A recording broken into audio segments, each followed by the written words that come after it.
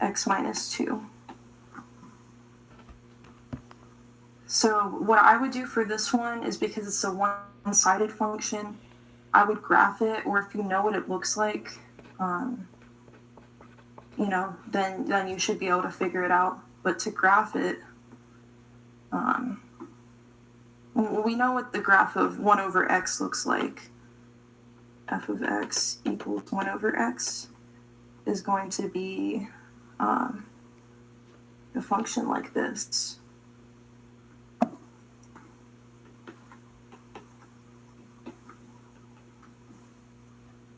So it's not defined at x equals 0. X minus 2 is going to have an asymptote at x equals 2. Are we expected to know all the graphs? Not really, since you have a graphing calculator, you can always graph it. It is nice to know, you will complete problems faster, but if you didn't know this, you could graph it. So it has an asymptote at x equals 2. It's going to be the same thing, but the asymptote is just at 2 instead of x equals 0. So I'm going to...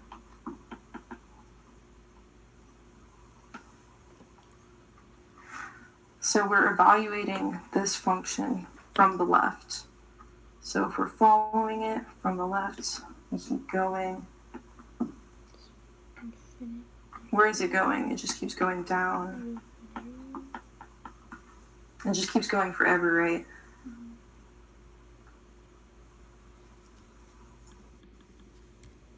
I want to know what you guys would think the limit would be if it just keeps going forever and ever. It always approaches that 2 asymptote, but it never touches it. Negative infinity is correct. Yep. So the limit is equal to negative infinity. Now, if it asked you the limits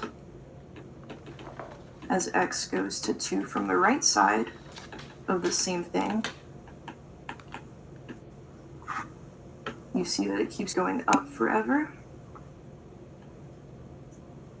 then no, it would not be 2. This function never touches 2. It's actually not defined at x equals 2. But it approaches 2, right? It gets closer and closer and closer to 2, but it never touches, and it just keeps going up and up to infinity. We're not looking at the x-axis when we're looking at limits, we're looking at the y-axis.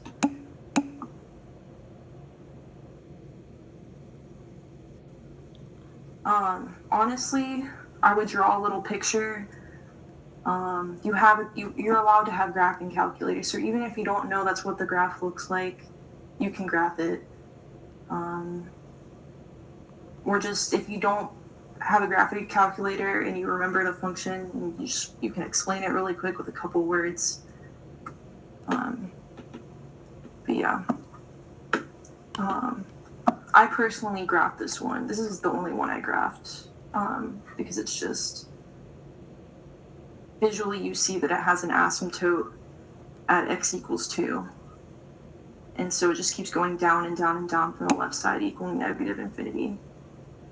Can we go over graphing tomorrow? You don't really need to know how to graph it, Tommy. Like, you can just plug in, like, in your pt.8, you just use y equals, and you plug in 1 over x minus 2, and you hit the graph button, and then it graphs it for you, and you can visually see it.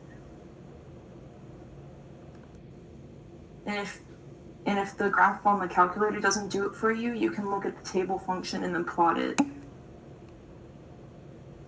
There is no SI session tomorrow. There's one on Thursday. I believe that's what he meant.